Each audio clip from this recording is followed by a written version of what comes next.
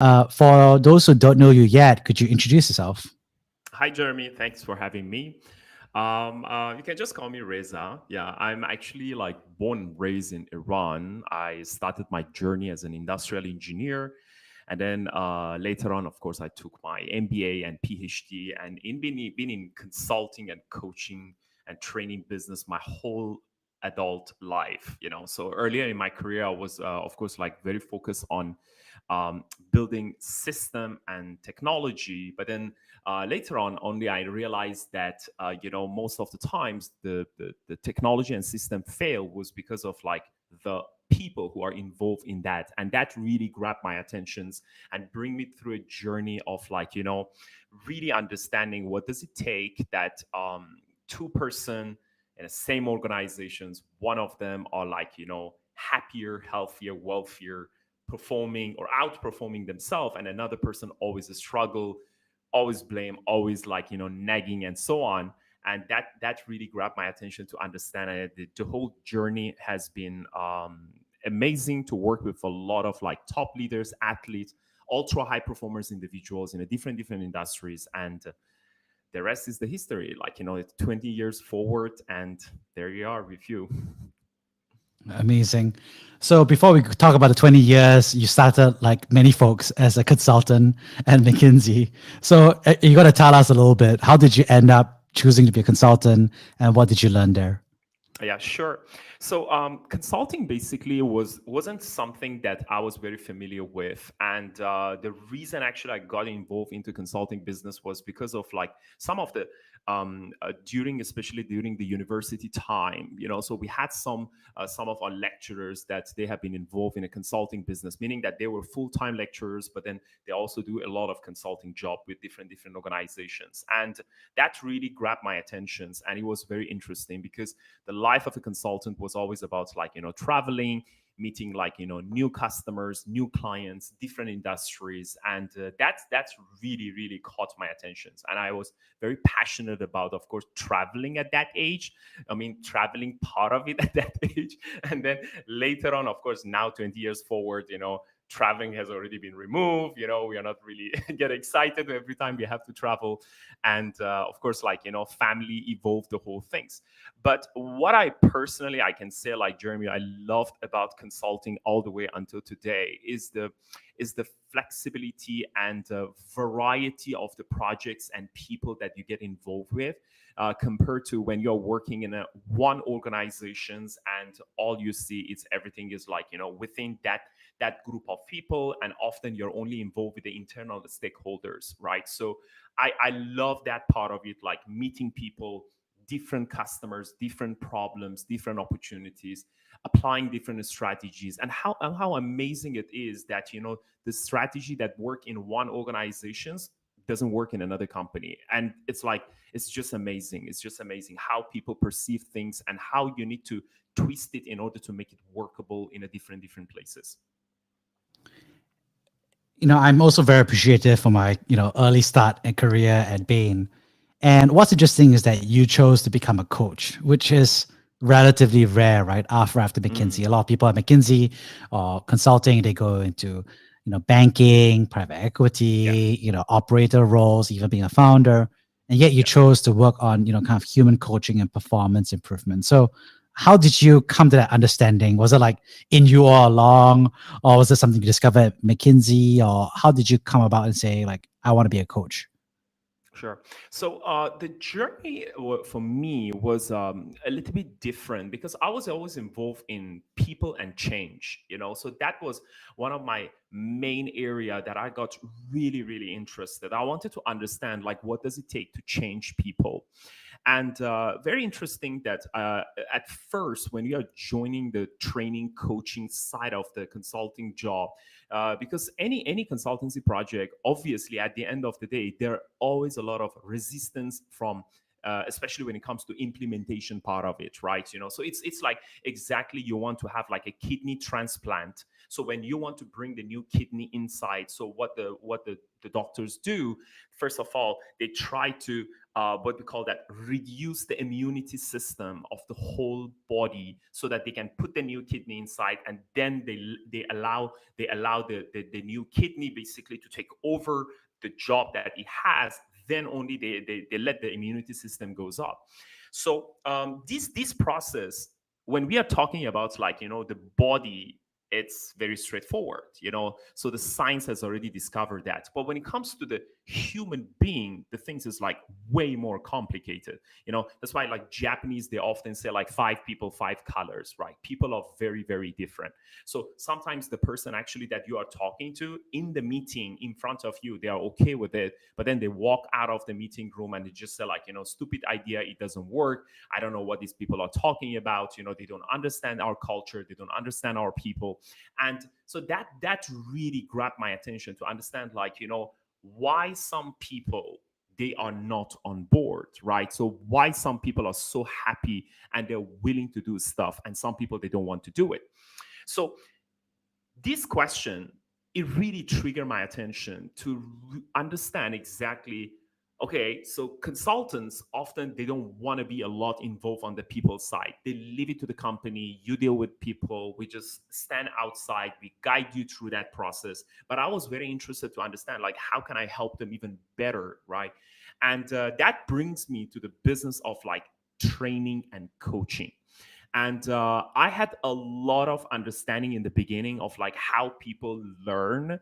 I thought, like, so this is the way to teach people, and then everybody understand it. But then when I started to learn it in a very professional way, when I get involved in the training, mentoring, coaching, and counseling to a certain extent, right?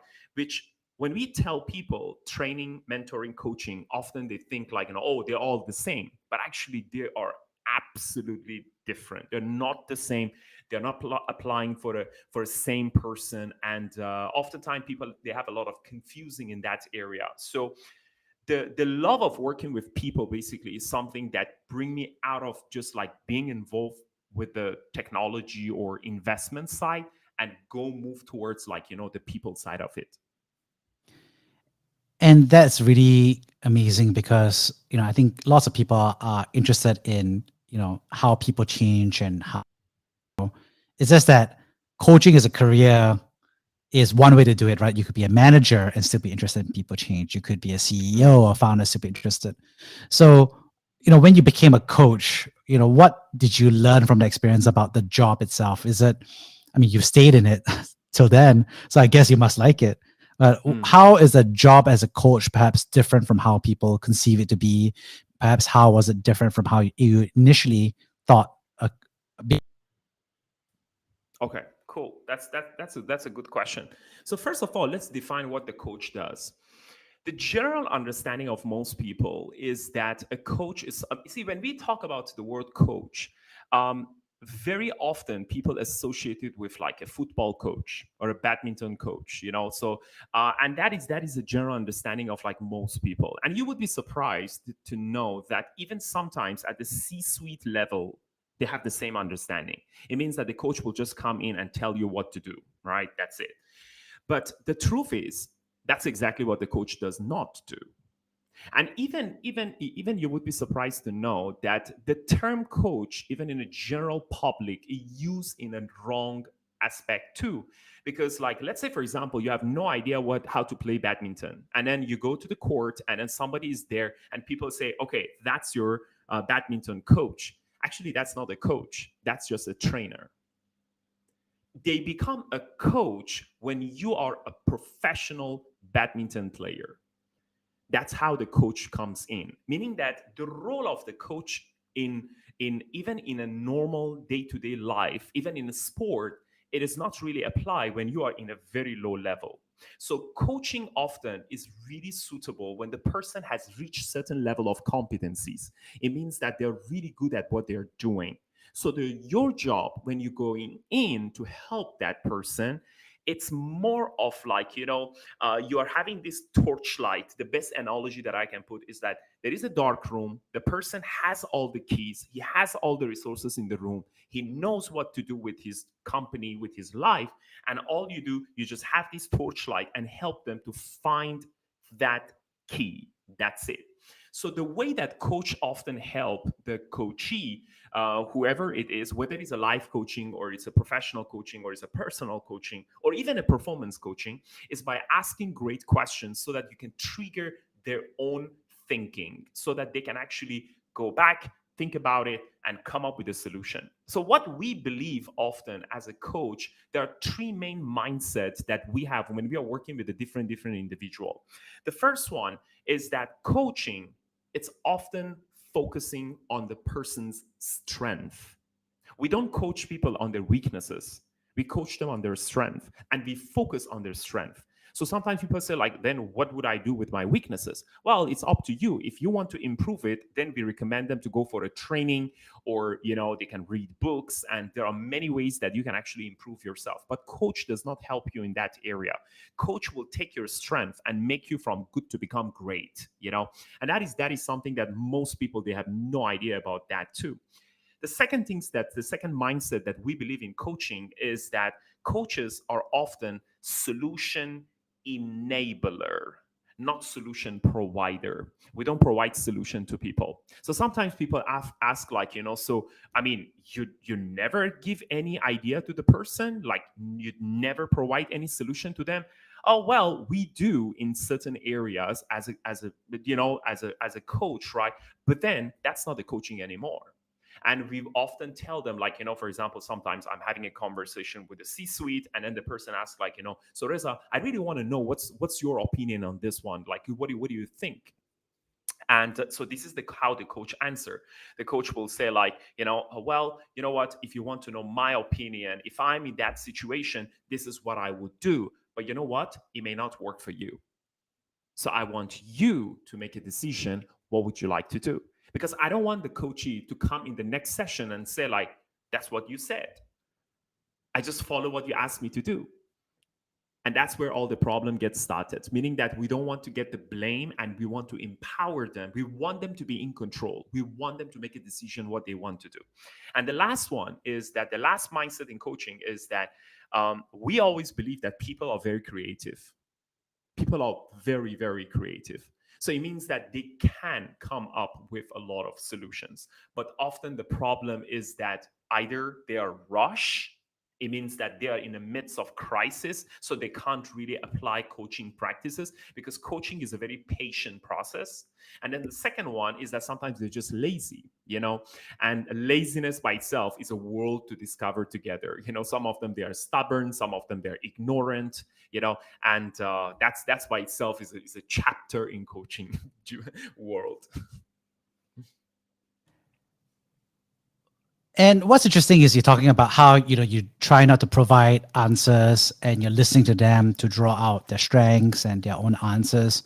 And that seems quite, if I may say, contrarian to how most people think about changing people, right? You change people by telling them what to do, right? And what you're kind of saying is you can't change people by telling people what to do. So why is there this misconception that you change people by being directive with the answers, solutions, and just saying, hey, that's your problem, and this is the answer? Sure. So that's itself, Jeremy, is a very, very big questions in a coaching world, right? So see, most people, most managers, or I don't want to call them leaders, right? I often call, every time I work with the people, I call them a managers, because I'm coming from that understanding that the organizations can call you a manager, but only your people will call you a leader. You can't call yourself, I'm a leader. It's a wrong word that a lot of people use it in a wrong aspect.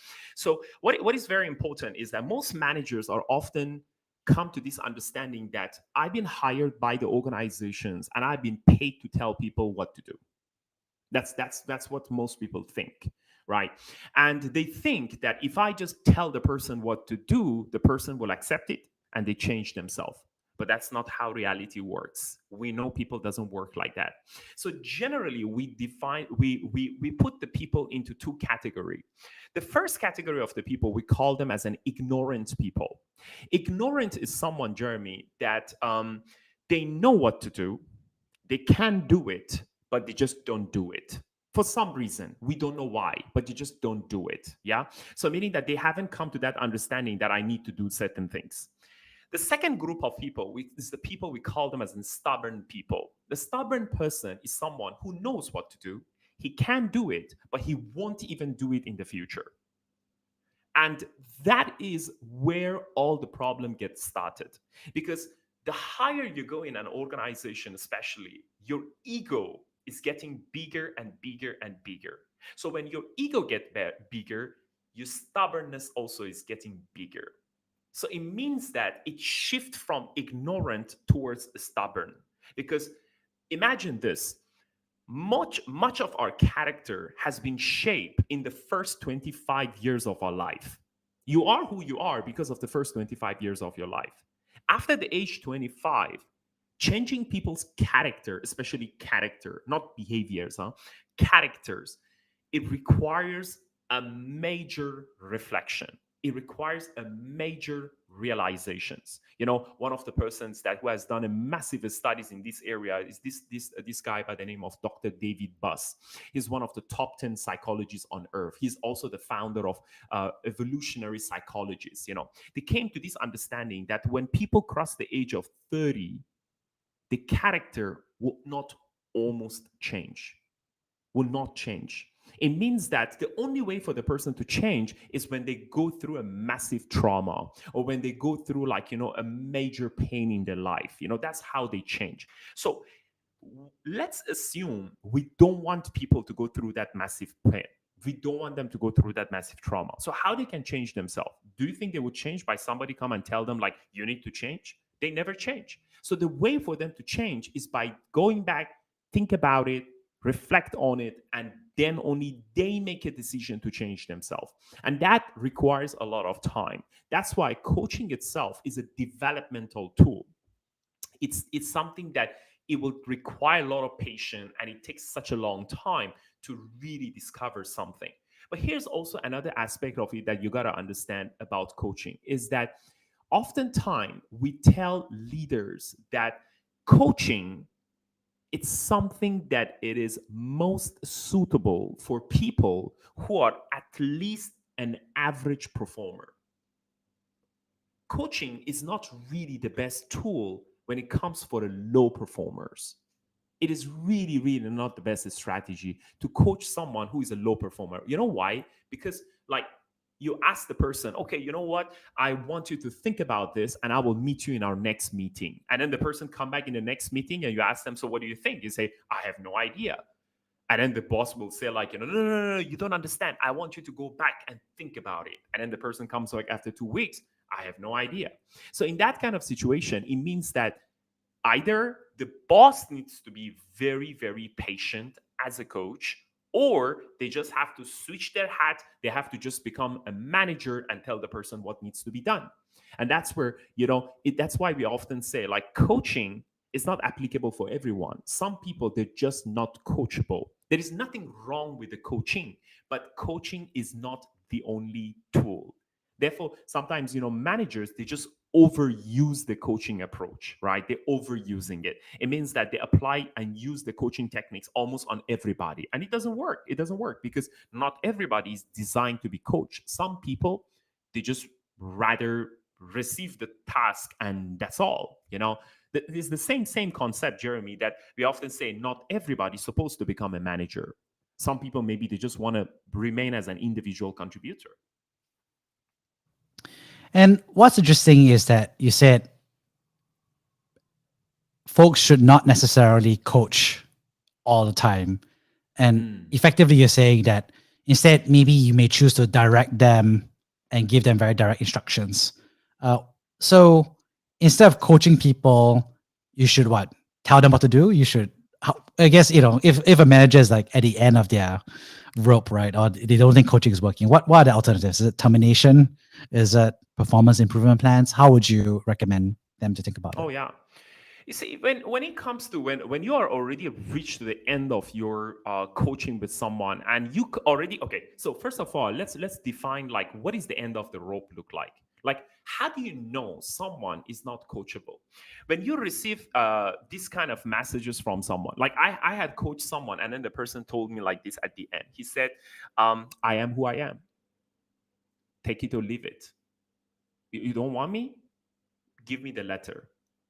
So that's the point that we understand, okay, this person is not coachable. So now the manager need to make a decisions. Am I going to live with this guy? And if I'm going to live with this guy, at what cost? So you have to make a decision. What do you want to do with this guy? So sometimes people would just decide, do nothing about that person. You say, you know what, Reza, I'm just done with this guy. I don't want to talk to him. Or, they just like cold storage the person, just leave them like this. Give them some super easy task. And there are some times that, Jeremy, we advise managers that it's all right, you don't have to fix everybody. You have someone who just got 2 years to be retired, right? And just leave it like that. You don't need to be worried too much. But what you can do is that you can protect the rest of the teams. Yeah. So here's the thing. So let's say we don't have that kind of situation. We have someone who has still got like 10, 15 years to go. And I already coached the person. I have put a lot of effort, but then the person basically does not change. So what should I do? The key things that managers need to make a decision is that do not play gray area. You have to be extremely clear about what is right, what is wrong, what is black, what is white. Don't play in between. So here's the conversation look like.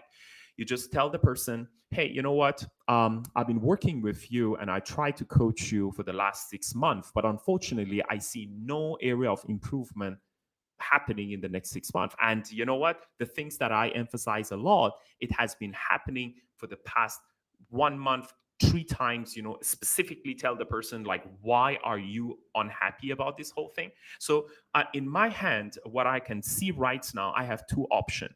The option number one is for you to immediately improve in this area. I don't want to see you late and so on. Or the second option is that, well, in the next 1 month, I have to get engaged HR and we have to issue a show cause letter and you may need to be removed from the organizations. So what would you like to do?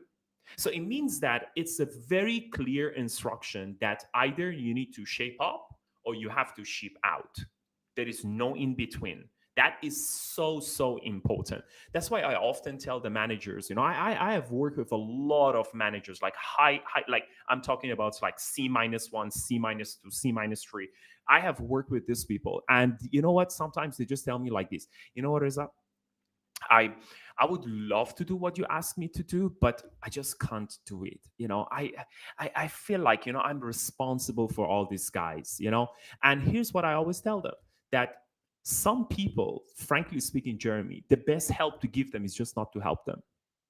It's just not to help them, because your job, your most important job as a manager is to protect the key employees, the assets of an organization. Not everybody is a human resource, some human capital. Some of them are just like human being. That's all. It's just a resource in the organizations. And our job as a leader often is to protect the best of the organizations.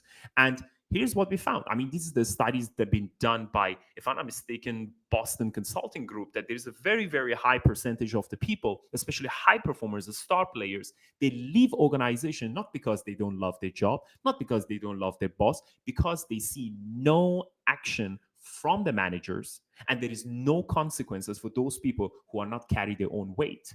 And that is so important. So the job of the leader is just to be super precise, concise, exactly what you want. Offer two options: shape up, ship out. That's it. And of course, in this kind of conversation, depends on the countries that your audience are coming from. My personal view is always like, discuss with HR, understand the law very well. And here's the most important part.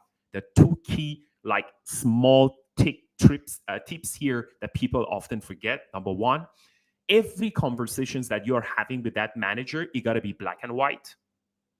Don't just have like a verbal conversation, meaning that when the HR come to you and say like, so what was your conversation look like? You just say, oh, you know what? The other day we just have like a coffee sessions and then I told him like this, right?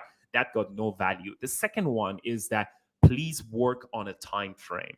It means that tell the person I have 1 month with you. Today is what we call that 13 August. I'm going to give you until 13 September. And guess what? This is based on my experience in both consulting and coaching. People often ship out. It means that they make a decisions to get out of that situation. Most of the times that's the scenario. It means that very, very rare you will find people that they stick around and then they want to go through micromanagement, they want to go through all the hassles, so they rather to exit themselves. I mean, they will find a way out. And what's interesting is, as you talk about this, is that you said, there are some managers. So it seems like you differentiate quite clearly between managers versus leaders. Not all managers are leaders. Leaders are managers. So could you share a little bit about what the difference is in your perspective? Sure. So let's look at the word by itself. The word leadership, it's the first time has been used in Navy. And if you look at the origin of the word leadership, it started like this: lead the ship. And if you look at the focus of the word lead by itself, the origin of the word is defined as to go from. It means that you go from point A to point B. It's often about traveling, yeah, or moving from one point to another point. And what the leaders often do, they help an individual, they help a team, they help an organizations to move from one point to another point. Or when it comes to individual, they help individual to surpass themselves. But the word management, it also started from the word itself. It's often defined like this. If you look at the word management, the word itself, it's written like this: manage me, that's the first step. And the second step is manage men. But if you look at the root of the word manage, it means to handle, to control, to handle the status quo. It means that managers are often a very, very good people to put the things together, making sure nothing goes wrong, but not necessary. They bring a team, bring an organization from one point to another point. So leadership and management, both of them, Jeremy, are the style of the people. It's the style. So some people, they really help people, they empower people, they inspire people to become a better version of themselves. But managers often, they don't do that, because that's what not even the word management designed in the first place. So one of the key questions that any of your audience, they want to understand, okay, so is my style is more of leadership or is more of management? They just got to answer this question. It's a very, very interesting reflective question. Here's the question: as a result of your involvement, since the day that you joined this organization, this team, this family, whatever it is, do the people, the team, or the organization doing better, or is just as good as it was when you first joined? If everything is like as it is, not much change, things are like, as efficient as it was, as organized as it was, it means that your style is more of management. But if you are someone who goes in, you shake stuff, you change things, you move people around, you improve sales, you improve profit, you improve engagement, you are someone who are designed to become a leader. It means that your style is more of leadership. So these two are very, very different things. So the key question here is that, okay, this is cool. I love this idea. But the problem is that management, it also comes with a very fixed mindset. Leadership, often it comes with a very big growth mindset. It means that leaders are generally why people love them, why people basically follow them, because they're very open, for example, to receive feedback. They are really good at connecting with people. Their focus oftentimes it's on people. Managers, their focus are often on process. They're very good at system. They're very good at organizing stuff, right? So what makes the one of the big question here that often comes up is that, okay, so you're saying that managers are very focused on process, leaders are very focused on the people. So are you saying that leaders, they don't care about the process? Well, they do. So, the way that leaders often take care of the process is that they take care of the person who take care of the process. But managers on the other side, what happens is that when anything goes wrong, they just roll up their sleeves and get involved in the process. That's why, Jeremy, you often find managers, they are so busy. They're working like 24/7. And then because all the time they're taking care of like a couple of seats, they're not doing anything wrong, they're absolutely right. But the problem is that then they come and complain about like, oh, we don't have any work-life balance, my life sucks, and then at the end of the day, if you are a manager, if you have that management style for a very, very long time, you develop this, what we call it as managerial method. They call it as an emperor and many helpers. It means that when one day manager is not around, or one day manager decide to leave that organization, everything is gone. People basically is just like, they don't know what to do. They don't know how to make a decision. He just left a bunch of disabled people that they have no clue how decision making happen. But leaders are exactly opposite that direction. They inspire people. And how do you inspire them? You walk the talk, you talk the talk, you walk the walk, you talk the talk, meaning that your action, your thoughts, and your words are always the same. And what I've noticed is that, in that vein, everybody likes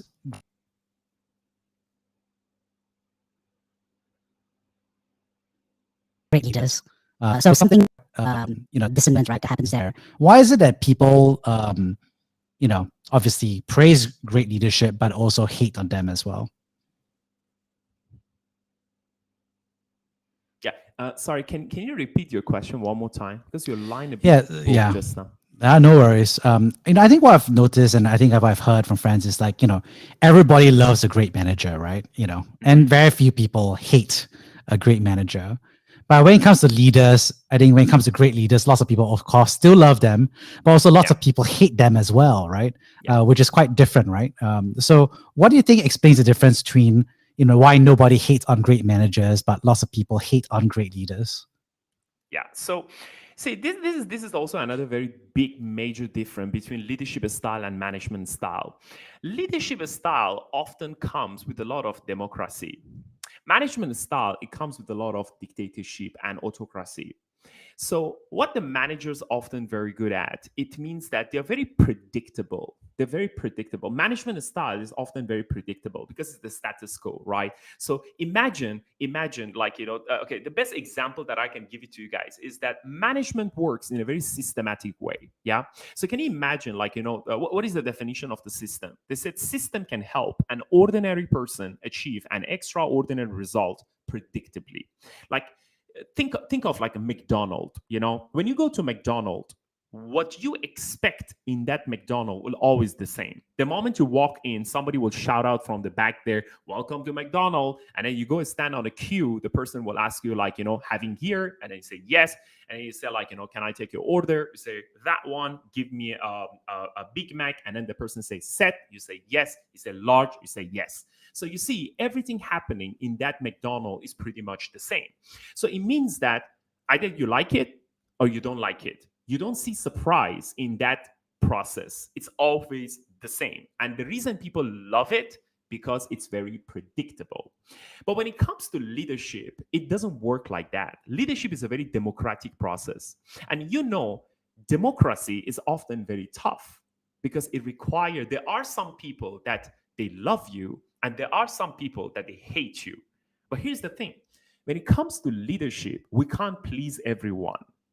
We cannot please everyone. There are some people that at the end of the day, they may not be agreeable with certain decisions that you make, right? So that's primarily the reason that managers of often like being loved and less being hated, because you sign up for this one. And I told you that everything is going to be very predictable. This is the way we do it and no change, right? So if you don't really like it, you just exit. But leadership, it often comes with the promise of change.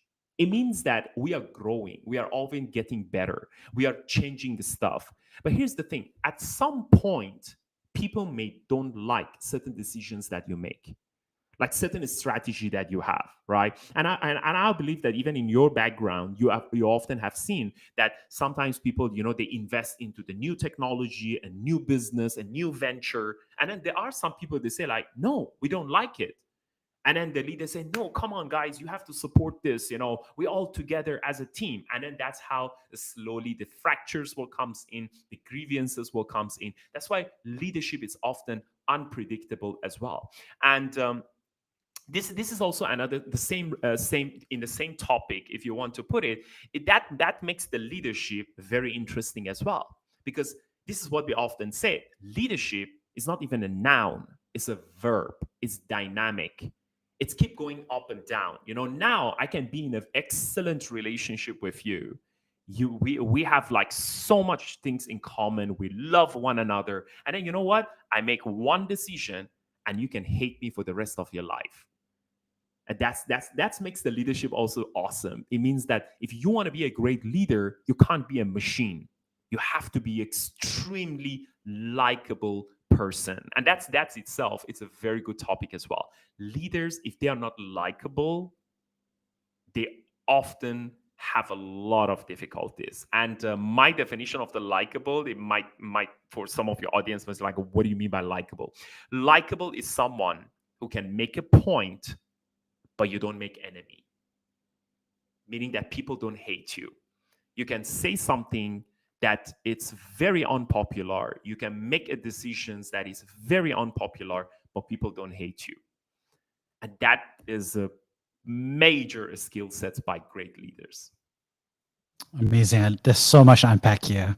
And I love the point about, how likability is important here. Well, starting to, turn the page here a little bit, which is, could you share with us about a time that you have been brave? Oh, that's a very, very big questions. Which side, personal or work? Dealer's choice. Well, I think every one of us, we are making a lot of big decisions in our life. Every time that we decide to be courage, whether in our personal life or in our professional life, it requires a lot of braveness. It requires a lot of courage. And the things about braveness is that sometimes you don't know the consequences of that decision. So that's why it requires a lot of like guts feeling and deep insight. So if I want to pick about my personal life, I think the biggest decision is to getting married. That requires a lot of like courage and braveness, because deciding to get married by itself, it means that you're taking a major responsibility and there is a lot of work to be done.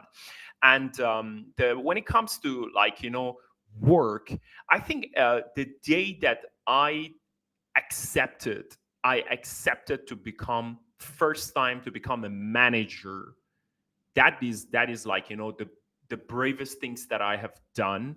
The first bravest things that I have done in my career, because I personally, I'm always in this belief system that if you are not really in love to become a manager, you should never become a manager.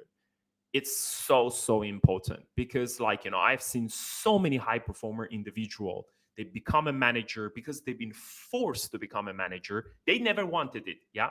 And then somebody say, come on, I believe in you, you can do it. And then the person become a manager, he hate his job, he screw everyone's life, and it was just a bad decision. So I made a decision. I had this conversation with my superior. I said, I want to become a manager. And then that is something that, he said, are you sure you want to do that? I say, yep, I want to do that. And what does it take? Right. So that is a very brave decision to me. Anyone who make that decision, I think they got to be brave. Amazing. So, when you think about, marriage being a brave decision that was hard for you, I'm so curious, what about it made it so hard for you?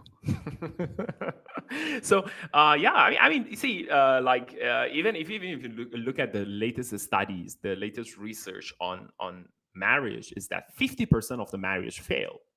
Like literally 50% of the marriage fail. Depends on the countries that you're coming from. And can you imagine if somebody tell you, like, when you walk out of this building, there would be a bowling ball will drop on your head. What is the chances for you to stay in the office and don't leave the building?